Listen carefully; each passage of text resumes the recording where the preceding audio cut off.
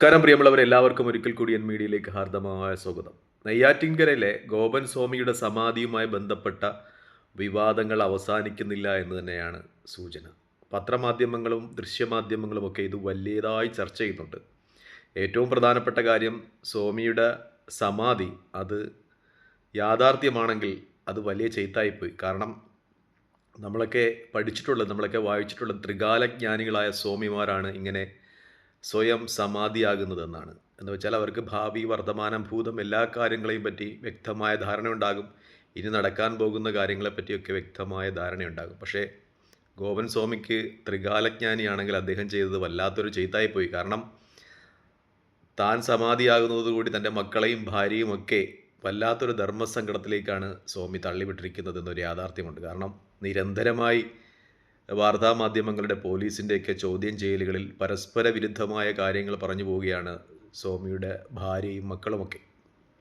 സ്വാമി ത്രികാലജ്ഞാനിയാണെങ്കിൽ സ്വാമി ചെയ്തത് വല്ലാത്ത ഒരു കൊടും പാതകമായി പോയിട്ടുണ്ടെന്നാണ് എൻ്റെ വിശ്വാസം. മറ്റൊന്ന്, സ്വാമിയുടെ ഈ പ്രവൃത്തി കൊണ്ട് നാട്ടിലെ സാമൂഹിക അന്തരീക്ഷം താറുമാറാകുന്ന ഒരു സ്ഥിതിവിശേഷമാണുള്ളത്. നമുക്കറിയാവുന്നതുപോലെ തിരുവനന്തപുരം ജില്ലയിലെ നെയ്യാറ്റിൻകര മുതലായ പ്രദേശങ്ങളിലെ നാടാർ അംഗങ്ങളുടെ കുടുംബങ്ങളിൽ ഹിന്ദുക്കളും ക്രിസ്ത്യാനികളും ഒരുപോലുണ്ട്. ഒരു വീട്ടിൽ തന്നെ ഹിന്ദുക്കളും ക്രിസ്ത്യാനികളും ഉണ്ടാകും. അവർ പരസ്പരം സഹകരിച്ചും അങ്ങോട്ട് പരസ്പരം ബന്ധപ്പെട്ടുമൊക്കെ തന്നെയാണ് ജീവിക്കുന്നത്. ഇരു സമുദായങ്ങളായതിൻ്റെ പേരിൽ അവരുടെ കുടുംബ ബന്ധങ്ങളിലൊന്നും യാതൊരു വിള്ളലുകളും ഇതുവരെ അങ്ങനെ ഉണ്ടായിട്ടില്ല. പരസ്പരം ഒരു കുടുംബത്തിലുള്ള ഹിന്ദുക്കളും ക്രിസ്ത്യാനികളും ഒക്കെ സഹകരിച്ചാണ് ജീവിക്കുന്നത്. പൊതുവായി അവർ നാടാർ സമുദായം എന്ന രീതിയിൽ അഭിമാനം കൊള്ളുകയും ചെയ്യുന്നു. എൻ്റെ വിശ്വാസം ശരിയാണെങ്കിൽ ഗോപൻ സ്വാമിയൊക്കെ ഈ നാടാർ സമുദായത്തിൽപ്പെട്ട ആളുകളാണ്. പക്ഷേ ഇപ്പോൾ അവിടെ ചെറിയ പ്രശ്നങ്ങൾ ഉണ്ടാകുന്നു എന്ന രീതിയിൽ വാർത്തകൾ വരുന്നു. പ്രത്യേകിച്ചും നാടാർ സ്വാമിയുടെ സമാധിയുമായി ബന്ധപ്പെട്ട് ചില സംശയങ്ങൾ ഉന്നയിച്ചിട്ടുള്ളത് അദ്ദേഹത്തിൻ്റെ ബന്ധുക്കളായ ചില ക്രിസ്ത്യൻ സമുദായങ്ങളാണ്. അത് ഇന്നലെ ഗോപൻ സ്വാമിയുടെ ഭാര്യയൊക്കെ, സുലോചന ചേച്ചിയൊക്കെ ഇങ്ങനെ എടുത്തു പറയുന്നുണ്ടായിരുന്നു. അവർ സത്യക്രിസ്ത്യാനികളാണ്, അതുകൊണ്ടാണ് അവർ സ്വാമിയുടെ മരണത്തിൽ സംശയം പ്രകടിപ്പിച്ചതെന്നൊക്കെ പറയുന്നുണ്ടായിരുന്നു. അങ്ങനെ സാമുദായികമായ ചില പ്രശ്നങ്ങൾ ഉണ്ടാക്കുന്നതിനും സ്വാമിയുടെ മരണം കാരണമാകുന്നു എന്നത് ഒരു യാഥാർത്ഥ്യമാണ്. അപ്പോൾ സ്വാമി ഇതൊക്കെ തിരിച്ചറിയേണ്ടതായിരുന്നു. ത്രികാലജ്ഞാനിയാകുന്ന ആളുകളാണല്ലോ ഇങ്ങനെ സമാധിയാകുന്നത്. അപ്പോൾ സ്വാമി തൻ്റെ മരണം ഇങ്ങനെ ആരെയും അറിയിക്കാതെ സമാധിയാകുന്നത് കൊണ്ട് സമൂഹത്തിൽ ഇത്തരം പ്രശ്നങ്ങൾ ഉണ്ടാകുമെന്ന ഒരു തിരിച്ചറിവ് സ്വാമി നടത്തേണ്ടതായിരുന്നു എന്നാണ് എൻ്റെ വിശ്വാസം. മറ്റൊന്ന്, വേറൊരു സമുദായിക പ്രശ്നം കൂടി ഇവിടെ ഉണ്ടാകുന്നുണ്ട്. കാരണം ചുറ്റുവട്ടത്തുള്ള കുറച്ച് മുസ്ലിങ്ങളൊക്കെ ഇവിടെ എന്താണ് നടക്കുന്നതെന്നറിയാൻ ഇങ്ങനെ വിവാദങ്ങളൊക്കെ ഉണ്ടായപ്പോൾ പോലീസും കളക്ടറുമൊക്കെ വന്നപ്പോൾ, സബ് കളക്ടറുമൊക്കെ വന്നപ്പോൾ ഈ ബോഡി സമാധി സ്ഥലത്ത് നിന്ന് എടുത്ത് പോസ്റ്റ്മോർട്ടം ചെയ്യുന്ന കാഴ്ച കാണുവാൻ സ്വാഭാവികമായും ഏത് നാട്ടിലും എന്നതുപോലെ കുറച്ച് മുസ്ലിങ്ങളൊക്കെ അവിടെ കൂടിയിരുന്നു. അതും ഒരു വിവാദമാവുകയാണ്. മുസ്ലിം തീവ്രവാദികൾ ഇടപെട്ടാണ് സ്വാമിജിയുടെ സമാധി സ്ഥലം പൊളിക്കാൻ ശ്രമിക്കുക എന്ന രീതിയിൽ അവിടെ വിശ്വ ഹിന്ദു പരിഷത്തിൻ്റെ ആരോപണങ്ങളുമൊക്കെ ഉണ്ടാകുകയാണ്. അപ്പോൾ സ്വാമി അത് തുടർന്ന് വന്നത് ഒരു സാമുദായിക പ്രശ്നത്തിലേക്കാണ് സ്വാമിയുടെ സമാധി നയിക്കുന്നത് എന്നൊരു യാഥാർത്ഥ്യമുണ്ട്. എനിക്ക് ഇങ്ങനെയുള്ള സ്വാമിമാരോടൊക്കെ പറയാനുള്ളത്, ഇനിയെങ്കിലും സമാധിസ്ഥരാകാൻ പോകുന്ന സ്വാമിമാർ ദയവായി ഇത്തരം കാര്യങ്ങൾ ബന്ധപ്പെട്ടവരെയൊക്കെ അറിയിക്കുക. നേരത്തെ തന്നെ സമാധിക്ക് താൻ സമാധിയാണ് നടത്തുന്നത്, അതുകൊണ്ട് ബന്ധുക്കളെയും ഭാര്യമാരെയൊന്നും ചോദ്യം ചെയ്യരുത്, പോലീസോ അധികൃതരോ ഇടപെട്ട് സമൂഹത്തിൽ പ്രശ്നങ്ങൾ ഉണ്ടാക്കരുതെന്നൊരു മുന്നറിയിപ്പ് ബന്ധപ്പെട്ടവരെ അറിയിച്ചതിന് ശേഷം സമാധിയായാൽ അത് സമൂഹത്തിലുണ്ടാക്കുന്ന പ്രശ്നങ്ങൾ ലഘൂകരിക്കാൻ കഴിയും. ഒരു പരിധിവരെയെങ്കിലും ഈ സാമൂഹിക പ്രശ്നങ്ങൾ പരിഹരിക്കുന്നതിന് ഇത്തരം സമാധികൾ നേരത്തെ ബന്ധപ്പെട്ട ഏതെങ്കിലും കളക്ടറെയോ അല്ലെങ്കിൽ പോലീസ് മേധാവികളെയൊക്കെ അറിയിച്ചിട്ട് ചെയ്യുന്നത് സാമൂഹ്യ പ്രശ്നങ്ങളും ഇതുപോലെ ബന്ധുക്കളെയൊക്കെ ത്രിശങ്കുലാക്കുന്നത് തടയുന്നതിനും സാധിക്കുമെന്നാണ് എനിക്ക് പറയാനുള്ളത്. മറ്റൊന്ന്, നമ്മുടെ കേരളത്തിന് എന്താണ് സംഭവിച്ചിരിക്കുന്നതെന്നൊരു ചോദ്യം ഉയരുകയാണ്. അത് എല്ലാ സമുദായത്തിലുമുണ്ട്. മുസ്ലിം സമുദായത്തിലും ക്രിസ്തു സമുദായത്തിലും ഹിന്ദു സമുദായത്തിലുമൊക്കെ ഒരു അന്ധവിശ്വാസത്തിൻ്റെ കാഠിന്യം കൂടി വരുന്നതായി നമ്മൾ കാണാറുണ്ട്. ഈ അടുത്ത ദിവസങ്ങളിലാണ്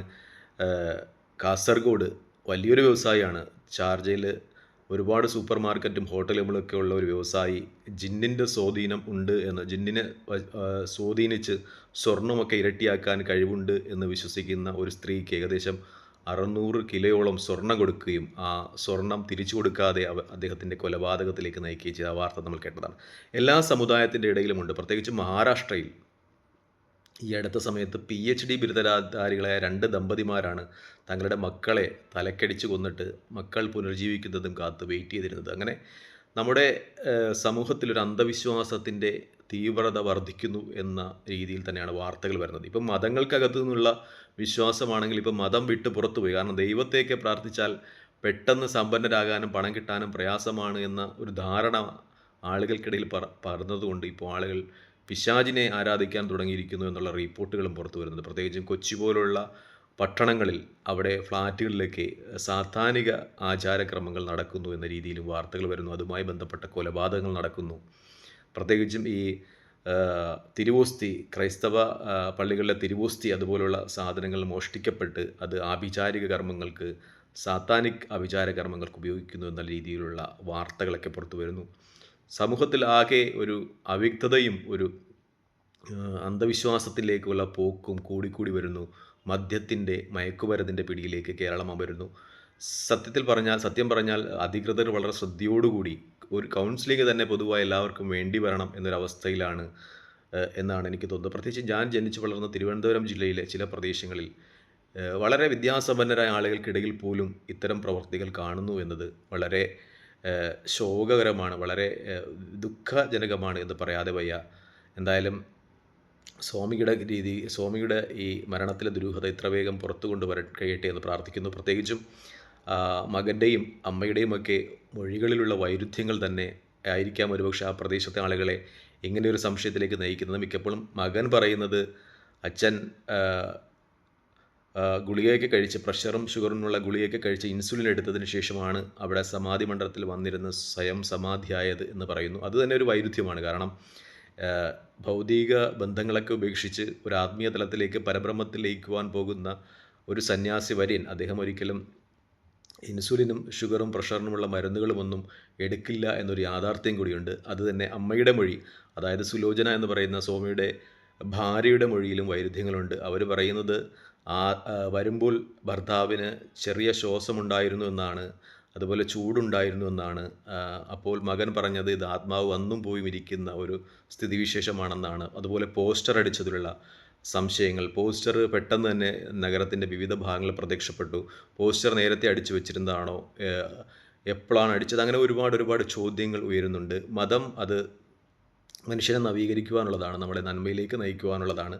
മതത്തിൻ്റെ മറവിൽ എന്തെങ്കിലും ക്ലെയിം ചെയ്യാൽ അത് ശിക്ഷിക്കപ്പെടേണ്ടതാണ്. കാരണം എല്ലാവർക്കും ഇവിടെ ആചാരങ്ങളും അനുഷ്ഠാനങ്ങളുമുണ്ട്. അതെന്തെങ്കിലും കൃത്രിമത്തെ അല്ലെങ്കിൽ എന്തെങ്കിലും കൊലപാതകത്തെ പ്രോത്സാഹിപ്പിക്കുന്നത് അത് ഹൈഡ് ചെയ്യാൻ തക്കവണ്ണം ഉപയോഗിക്കുന്നതിന് സമൂഹത്തെ അനുവദിക്കരുത് എന്നാണ് എനിക്ക് പറയാനുള്ളത്. പ്രത്യേകിച്ചും ഈ പ്രശ്നങ്ങളൊക്കെ ഒരു മത ധ്രുവീകരണത്തിന് ഉപയോഗിക്കാനുള്ള ശ്രമങ്ങൾ നടക്കുന്നുണ്ട്. ഞാൻ നേരത്തെ പറഞ്ഞതുപോലെ ആ കുടുംബത്തിലെ ചില അംഗങ്ങൾ ക്രിസ്ത്യാനികളായിരുന്നു. അപ്പോൾ അവരാണ് ഇത് കുത്തിപ്പൊക്കിക്കൊണ്ടുവന്ന് അവിടെ വിവാദമാക്കാൻ ശ്രമിക്കുന്നത് എന്ന പേരിലുള്ള ചില സംഘടനകളുടെ പ്രഖ്യാപനം. അതുപോലെ ആ പ്രദേശത്ത് മുസ്ലിം അയൽക്കാരുണ്ട്. അവർ സ്വാഭാവികമായി എന്താണ് ആ പ്രദേശത്ത് സംഭവിക്കുന്നത് എന്നറിയാനുള്ള ആകാംക്ഷയിൽ അവിടെ വന്നു. അപ്പോൾ അവരുടെ പേരിലുമുള്ള അത് ഒരു മുസ്ലിം മതമൗലികവാദികളുടെ ശ്രമഫലമായാണ് ഈ സമാധി സ്ഥലം പൊളിക്കുവാനുള്ള ശ്രമങ്ങളെന്ന് വരുത്തി തീർക്കുവാനുള്ള ശ്രമം. ഇതെല്ലാം അപലപനീയമാണ് എന്നാണ് എനിക്ക് പറയാനുള്ളത്. കേരളത്തിൻ്റെ സാമൂഹിക അന്തരീക്ഷം കലുഷിതമാക്കുവാനുള്ള ശ്രമങ്ങളെ അതിജീവിച്ച് ഇത് ഇത്രയും പെട്ടെന്ന് തന്നെ ഇതിൻ്റെ പിന്നിൽ ആരാണ്, അല്ലെങ്കിൽ ഇത് എങ്ങനെ സംഭവിച്ചതാണ്, ഒന്നുകിൽ സ്വാമി സമാധിയായതാണെങ്കിൽ അത് വ്യക്തമാക്കുക, അല്ലെങ്കിൽ അദ്ദേഹത്തിന് എന്തെങ്കിലും അപായം സംഭവിച്ചതാണെങ്കിൽ അത് വ്യക്തമാക്കുക. അതിൻ്റെ ഉത്തരവാദിത്വം സർക്കാരിനാണുള്ളത്. ഇനി എന്തെങ്കിലും ഒരുപക്ഷെ ഈ കല്ലറ തുറക്കുന്നതിന് വിശ്വാസപരമായ എന്തെങ്കിലും പ്രശ്നങ്ങളുണ്ടെങ്കിൽ ഇത് ഈ ബന്ധപ്പെട്ട മകനെയും ഭാര്യയുമൊക്കെ നുണ പരിശോധനയ്ക്ക് വിധേയമാക്കിയാൽ സത്യം തെളിയുമെങ്കിൽ അത് എങ്ങനെയാണ് മരണപ്പെട്ടതാണോ അല്ലെങ്കിൽ സമാധിയാണോ എന്നൊക്കെ വ്യക്തമാക്കുമെങ്കിൽ നുണ പരിശോധനയ്ക്ക് വിധേയമാക്കുക എന്നാണ് എനിക്ക് പറയാനുള്ളത്. കാരണം അതിൻ്റെ ഒരു യഥാർത്ഥ വശം എനിക്കറിയത്തില്ല. കാരണം നുണ പരിശോധനയ്ക്ക് വിധേയമാക്കിയാൽ ഇത് സത്യമാണോ, അല്ലെങ്കിൽ സമാധി സംഭവിച്ചതാണോ, അല്ലെങ്കിൽ അവർ ജീവാപായപ്പെടുത്തിയതാണോ, അദ്ദേഹത്തെ സ്വാമിജി ജീവാപായപ്പെടുത്തിയതാണോ എന്നുള്ള സത്യം തിരിച്ചറിയുമോ എന്ന യാഥാർത്ഥ്യം എനിക്കറിയില്ല. അത് നിങ്ങൾ കമൻറ്റായി രേഖപ്പെടുത്തുക.